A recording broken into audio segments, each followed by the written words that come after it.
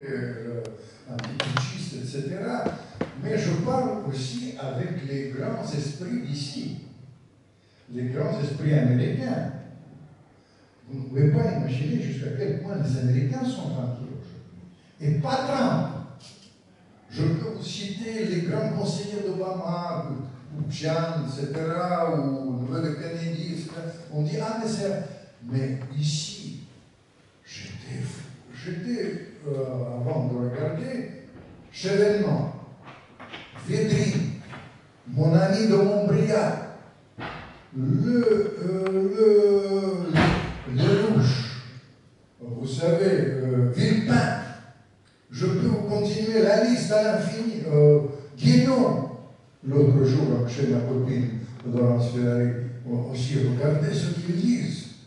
Et ce n'est pas les gens qui sont, vous savez, moi je ne suis pas soupçonné d'être complaisant, quoi que ce soit, mais eux, ils roulent pour la France. Ils ne roulent pas pour... Pourquoi ils le disent? Ils ne sont pas obligés. Chevènement, il n'est pas obligé de sortir de sa retraite, ou Védrine encore, les gens sont très inquiets devant la perspective, l'évolution de cette situation. Moi, j'ai pensé, pour vous dire, tout à l'heure, j'ai dit quand même, j'ai renoncé à toutes les télés pour vous, mais en revanche, j'ai fait une radio. J'ai fait une radio et quand je faisais ça, j'ai pensé franchement, sincèrement, que le choc de ces attentats, c'est abominable. Ils ont tué les enfants, tout ça, c'était ce qui s'est passé hier, ça dépasse simplement. Et j'ai pensé qu'ils vont prendre le téléphone pour rétablir le contact. Et pas du tout. Vous savez, c'est pas professionnel pour moi. C'est pas. C'était une occasion. Tout le monde est de. On ne peut pas ne pas condamner les attentats. Les contacts sont rompus. Vous savez, ce qui est terrible. On n'a jamais connu ça dans l'histoire de la diplomatie du XXe siècle. Vous savez, je me souviens, par exemple, Mitterrand, je travaillais beaucoup avec lui, mais au pire moment des tensions, on gardait toujours les contacts, parfois pas officiels, mais confidentiels, ça c'est pas un problème. Aujourd'hui, c'est une chose qui devrait nous faire, mais pas du tout. Et vous savez, je suis plus que jamais inquiet aujourd'hui face à ces perspectives. Je ne voudrais pas quand même terminer avec une note trop effrayante. Et je voudrais pour une fois penser à mon nombril, si ça veut. Je vais vous dire comment ça s'est passé autrefois. Il y avait une période comme maintenant. Vous savez, il faut comprendre qu'entre la France et la Russie, depuis Napoléon, depuis, disons, le milieu du XIXe siècle, il n'y avait jamais les tensions comme aujourd'hui. Les rapports sont vraiment, c'est le pire moment des rapports entre la France et la Russie. Pour moi, c'est un énorme chagrin, parce que vous savez, j'adore, j'aime la France. La France m'a accueilli, je suis devenu écrivain d'origine russo-ukrainien, un des écrivains emblématiques de la France. Pour moi, c'est un déchirement total. Vous comprenez, j'étais toujours très d'union entre la France et la Russie. Pour moi, c'est un échec. C'est un échec, disons, comme diplomate et comme homme politique, modestement.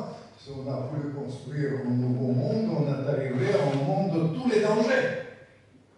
Je n'ose pas parler avec mes petits-enfants. Je ne peux pas même raconter à eux la réalité de ce que vous raconte. J'ai honte. Et quand c'est terminé presque, quand je pensais qu'on va... Franchement, Kissinger l'a dit, et je l'ai vu avant qu'il meure, j'ai dit, maître, qu'est-ce que vous pensez d'eux? Il m'a dit, je les méprise.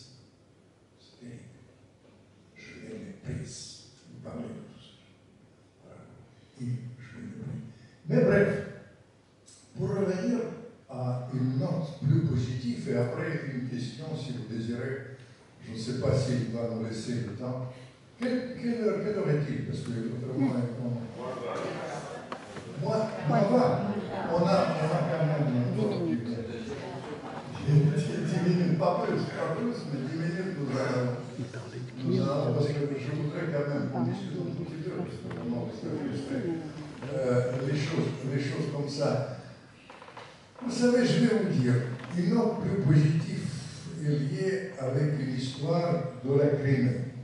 Vous vous souvenez, la guerre de la Crimée, c'est le milieu du 19e siècle, tout semblait terminé.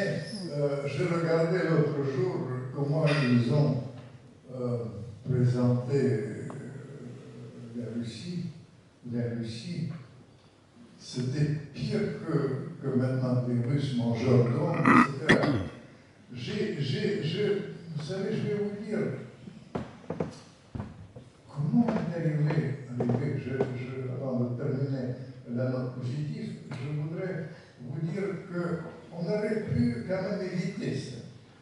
Les erreurs, il y avait 2 erreurs que je tiens à vous signaler, des erreurs que vous ne connaissez pas, qui vous semblent complètement anecdotiques.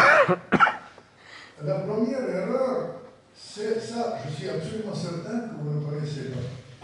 C'était il y a une obscure université italienne, Milan, au début des événements, quand les Russes ont des erreurs, etc., ils ont décidé d'interdire Dostoïevski. Vous vous souvenez? Oui, le truc, merci madame, ça je suis très sensible à ça. Pour vous, c'est rien. Donc, il y avait une dame, il y a un collège à Russie, à Vendée, qui voulait enlever le nom de Solzhenitsyn. Mais pour les Russes, c'était significatif, madame. Vous comprenez? C'est pour les Russes, interdire Dostoïevski, ça veut dire que vous ne tapez pas sur Poutine, vous tapez sur le peuple, sur l'héritage spirituel. Il fallait faire le contraire. Vous savez, je vais vous dire, quand on me demande souvent, mais pourquoi il y avait quand ils ont plein de... Parce qu'il y a comme ils ne savent pas, ils sont obligés de faire de la propagande. Il y a plein de livres que les Russes sont partout, le KGB est envoyé à la France, etc. Je vais vous dire, ça me fait rigoler parce qu'ils donnent les noms que les morts. Il n'y a pas de nom vivant. Et je connais les gens de service secret, ils rigolent parce qu'ils disent qu'ils donnent que les morts. Il y a un seul qui n'est pas mort, le reste est mort. Et dans la foulée, il y a quelqu'un qui m'interroge souvent et dit Vladimir, est-ce que vous pouvez nous dire qui sont, d'après vous, les meilleurs agents historiques? J'aurais pu raconter vraiment les gens plus sérieusement ça, maintenant, de Poutine en France. J'ai dit, cher Darius, il y en a 3. C'était juste après. Le premier, c'est Tolstoï. Deuxième, c'est Dostoïevski. Et troisième, c'est Tchaïkovski. Il fallait, vous voyez, les choses, il fallait distinguer, mais ils n'ont pas distingué. Et même dans la émission, il y avait quelqu'un, mais ça c'était assez âgé, je le connais assez bien, l'ancien président polonais, Wałęsa. Il est à côté de moi et nous demande qu'est-ce qu'il faut faire. Il a dit c'est très simple, il faut diminuer la population de la Russie de 100 millions et puis scinder la Russie en 5.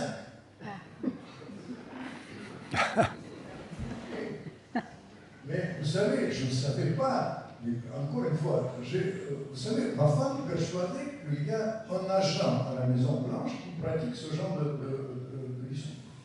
Parce que j'ai tout de suite compris que ce genre de discours avantage dans la réalité Poutine. Qu'est-ce qu'ils ont fait les Russes? Ils ont enlevé, parce qu'ils n'aiment pas quand j'ai enfin parlé par rapport à eux, ils ont enlevé ma physionomie. Ils ont laissé Wałęsa. Ils ont présenté ça pendant une semaine à la meilleure heure d'écoute, à la télévision. Et ça a provoqué une sorte de sursaut dont on parle pendant les élections, vous comprenez? C'est pas anodin. Je dis, pour taquiner mes amis de la télévision, je dis, mais vous êtes agent de Poutine. Quand vous tapez d'une manière vulgaire, quand vous savez, dans l'analyse, on peut critiquer. Et dans ce cas-là, vous êtes critique. Quand vous exagérez, c'est mortel. Ou quand vous racontez n'importe quoi, c'est mortel. Il faut être très pointu. Et puis, encore une fois, pour citer Kissinger, ok pour mentir, mais pas croire au mensonge. Distinction dans les choses. Il y a une chose, je vous ai promis une note positive. Vous comprenez, pire moment, la guerre de Crimée, les Russes, mangeurs d'hommes, se terminait et mon ami Christian est venu et c'est un statut de commandeur. Mon cher Christian, imagine-toi, c'est pour toi que je parle. Imagine-toi, il y avait un aristocrate français. Il s'appelait, peut-être vous le connaissez, mais madame le connaît. C'est Vicomte de Vaugueux, le roman russe. Aristocrate français, les Russes mangeurs d'hommes, la rupture est totale, on va vers la guerre. Simplement, à l'époque, il n'y avait pas des armes nucléaires, ok, mais à l'époque, on pouvait accepter. Maintenant, il s'agit de la fin du monde, mon cher. D'Armageddon, 3 minutes. 3 minutes. Armageddon. Et il est allé à la chasse. Il était un chasseur vraiment passionné.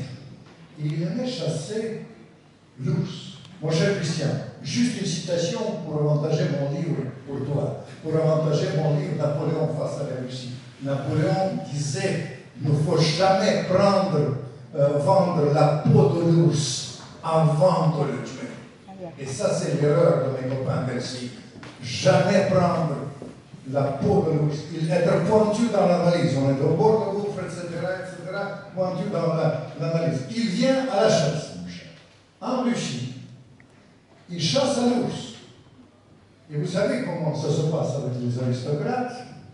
Je ne vais pas dire en arrière-petit-fils de Gérard Chéreau